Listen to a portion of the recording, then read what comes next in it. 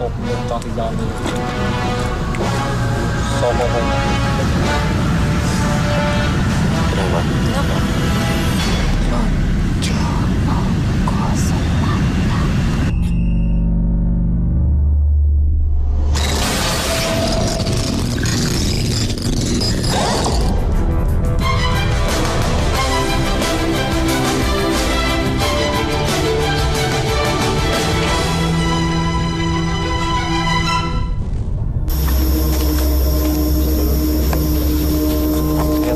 Menelusuri jejak gaib membawa kami bersinggungan dengan mitos terbesar di Pulau Jawa, yaitu Pantai Selatan. Sebenarnya, interaksi dengan Pantai Selatan sudah lama terjalin pada beberapa liputan di Lampung Selatan dan Banten.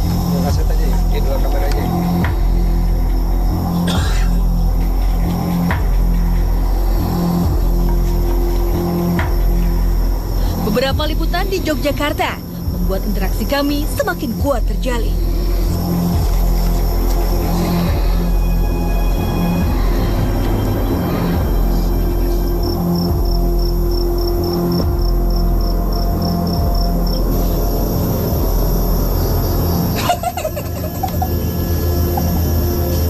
Anda siapa? Pokoknya Pak.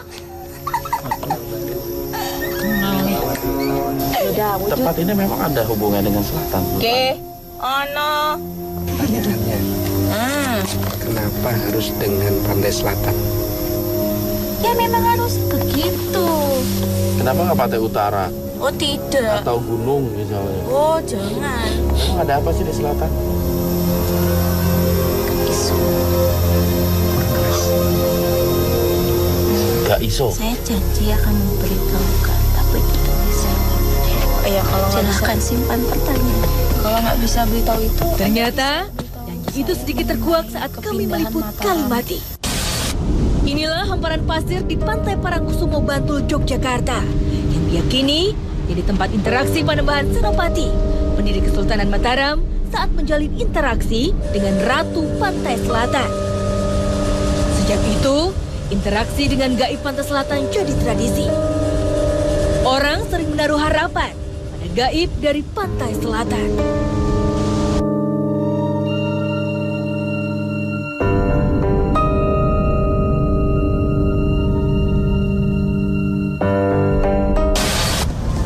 Seperti biasa, kami disambut beberapa makhluk saat berada di lokasi.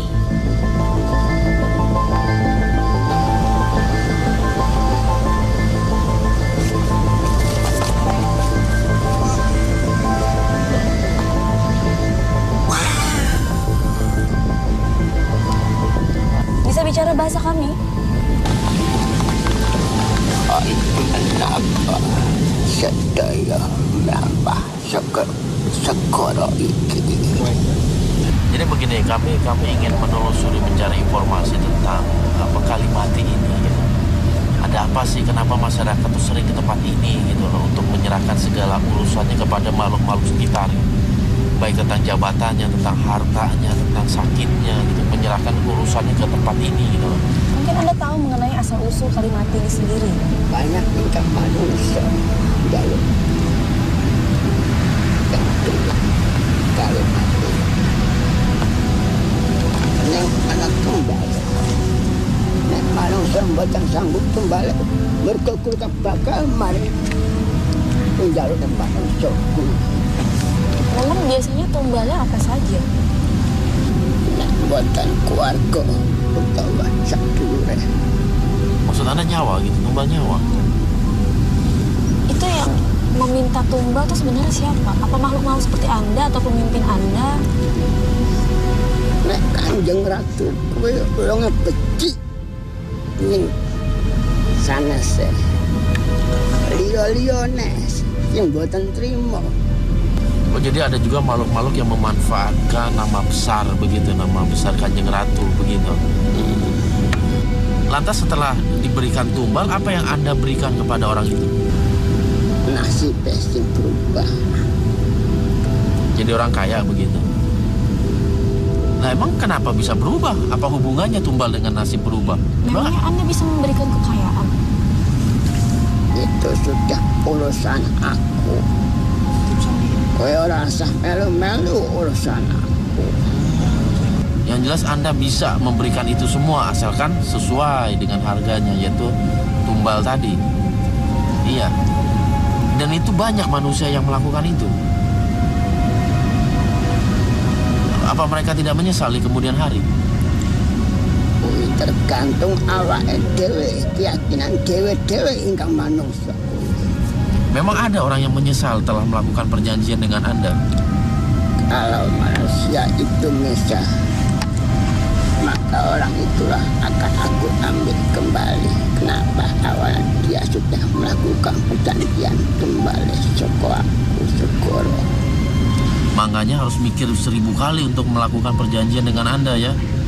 Jangan sampai menyesal di kemudian hari. Di dunia disiksa, apalagi di akhirat nanti, begitu ya.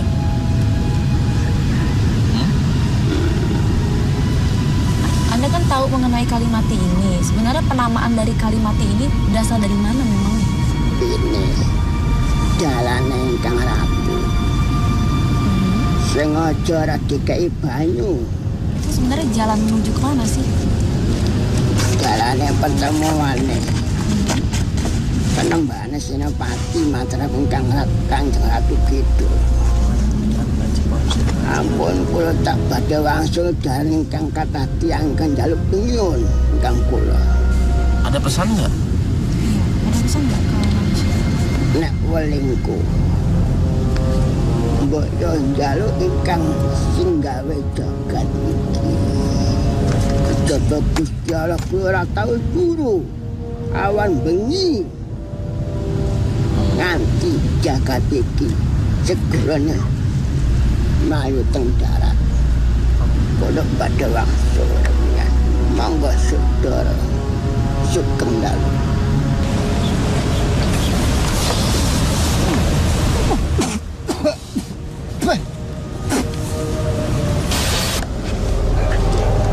Sejenak, sepertinya sudah ada makhluk yang berjanji mengungkap rahasia gaib Laut Selatan.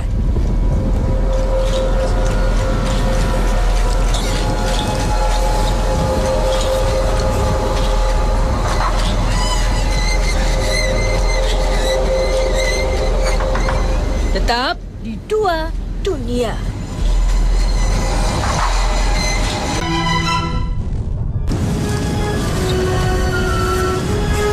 Kehadiran sesosok makhluk seperti dirasakan oleh makhluk lain yang masuk ke raga mediator.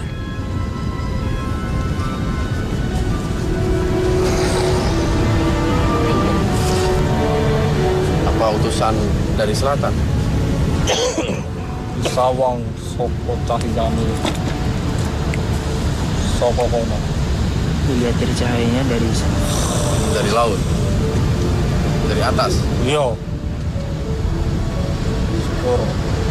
Lalu bumi pun beraksi.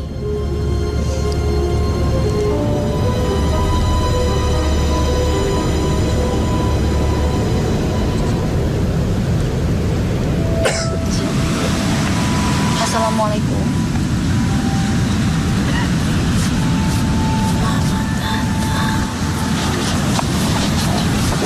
Kalau boleh saya tahu Anda siapa ini? Saya Dewi Angin-Angin. Saya yang menguasai langit, yang menggerakkan ombak. Kenapa? Kenapa? Kenapa? Perlahan mulai terkuak beberapa rahasia pantai selatan. Jonoko Selatan, dialah yang menguasai samudra selatan ini. Dialah Kanjeng Ratu Pantai Selatan. Kanjeng Ratu Kidul. Iya, tapi di kalangan bangsa kami, dia dikenal dengan Rojo Noko Selatan. Jadi sebenarnya di Laut Selatan itu ada sebuah kerajaan Benar, yang dihuni oleh bangsa Anda begitu.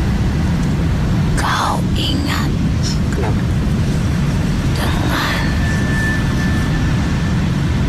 sosok makhluk yang kau kenal di Sumatera. Burung merpati. Itu siapa? Rojonoko ingin memperluas kekuasaannya ke wilayah pantai yang ada di Sumatera, Aceh. Iya.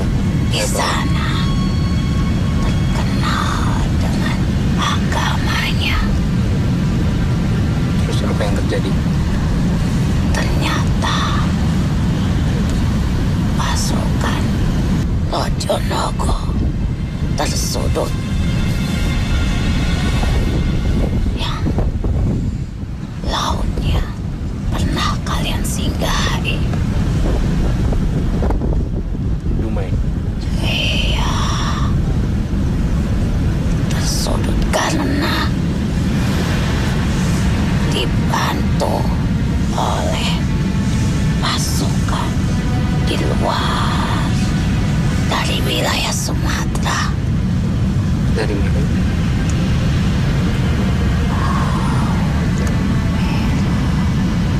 Oh begitu. Jadi ada pertentangan antara Laut Merah dengan Pantai Selatan. Terus apa yang terjadi setelah ada pertentangan itu?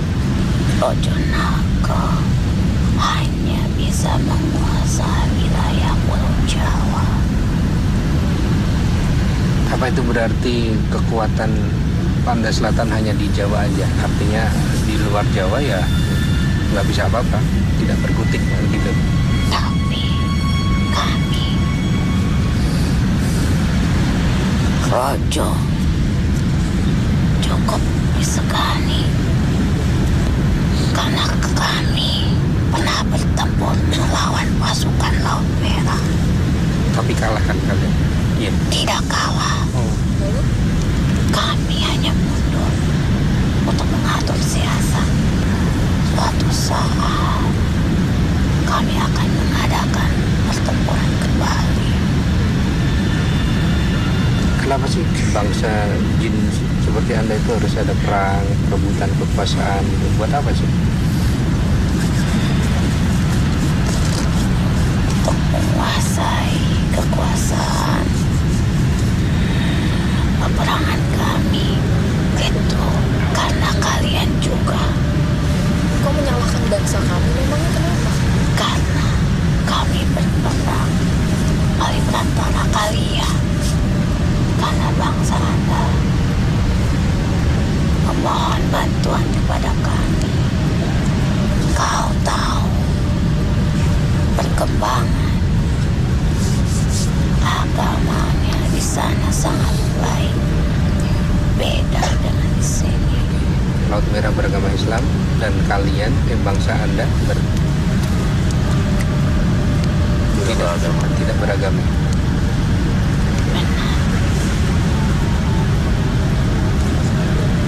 Oke, soal itu.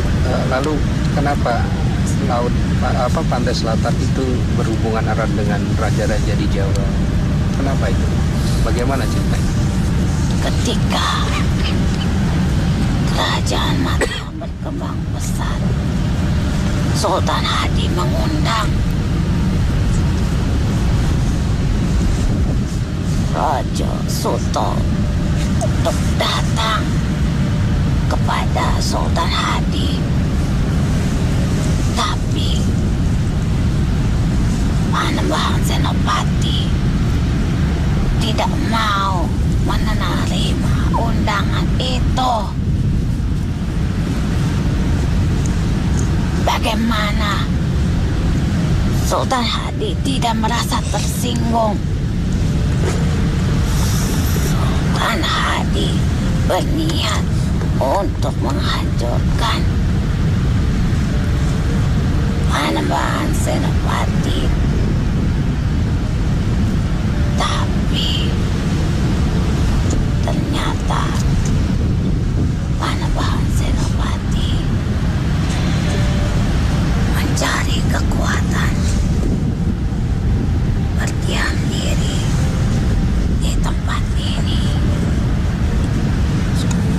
Maka disitulah adanya perjanjian Panembahan Senopati dan Rojonogo Selatan dimulai. Dan perjanjian itu tidak bisa diputus Tidak selamanya. sampai keturunannya. Apa kalau diputus bisa hancur kerajaan Mataram? Bisa, jika tidak sudah habis terbakar api. Oh, maksudnya ini waktu meletus Merapi gitu. Bagaimana api yang besar tidak bisa menyentuhnya jika bukan kami yang menghadangnya. Terus, nah sekarang begini, Anda ini banyak benar bercerita gitu, dan bercerita dengan sesuatu yang nggak umum gitu loh, nggak banyak manusia atau kami mengetahui tentang cerita itu. Hanya Allah yang tahu benar atau tidaknya. Cuman yang saya pengen tahu tuh, Anda kan mengatakan Dewi Angin-Angin, hubungan Anda dengan Ratu Kidul itu apa? Gitu? Saya sangat dekat dengan Dewi Blorong. Dewi Blorong ya. Karena Dewi Blorong hidupnya selalu di daratan. Dan saya hidupnya selalu di udara. Saya mungkin Anda mengenal dengan Nawang Wulan. Oh, Jangan kemana-mana, tetap di Dua Dunia. Ada apa? Ada hubungan apa Anda dengan Nawang Wulan? Dia adalah salah satu muridku yang turun ke bumi ini. Yang katanya salah satu dari 7 bidadari yang nikah sama Jaka Tarub itu. Benar. berarti Anda bukan dari Pantai Selatan sebenarnya, bukan penghuni istana Pantai Selatan. Bukan. Kalau Anda bercerita seperti ini, ada konsekuensinya. Rojonogo baik. Dan Anda termasuk tokoh tua begitu yang disegani juga di Istana Selatan. Benar. Karena kami yang membantu menggerakkan ombak di laut untuk menghampiri siapa yang beliau kehendaki. Ingat, Rojonogo, Ibunda Ratu Segoro Kidul tidak pernah meninggalkan singgasananya. Jadi kalau Sutowijoyo bertemu itu, Dia yang dijemput. Dengan kekuatan Rojonogo apapun bisa dilakukan. Tapi Pantai Senopati benar-benar bertemu langsung. Benar-benar bertemu langsung. Hanya Panembahan Senopati lah yang bertemu langsung dengan Ibunda Kanda. selain itu tidak ada lagi manusia. Tidak ada lagi. Sekarang kan ada beberapa manusia yang punya perlakuan terhadap makhluk yang dianggap sebagai Ratu Selatan. Misalkan ada sebuah kamar khusus di sebuah hotel, macam-macam kayak gitu tuh. Bener, itu buat apa?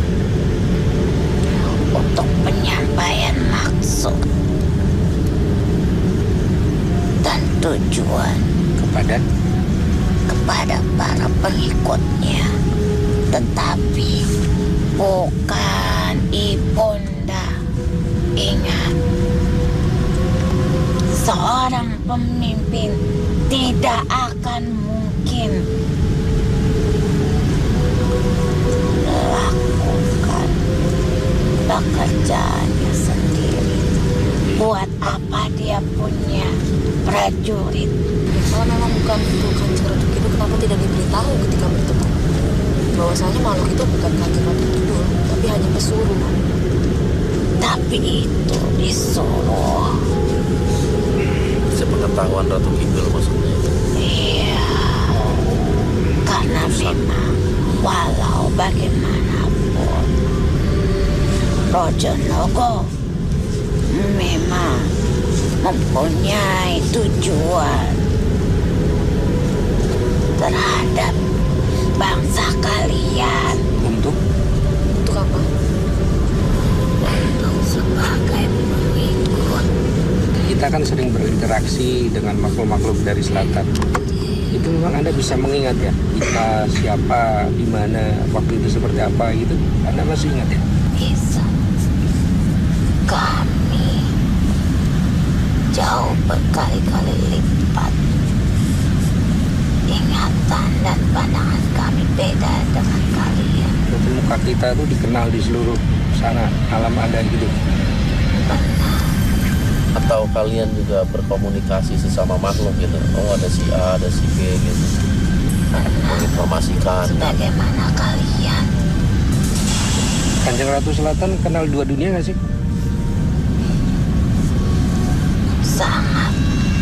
Sangat mengenal.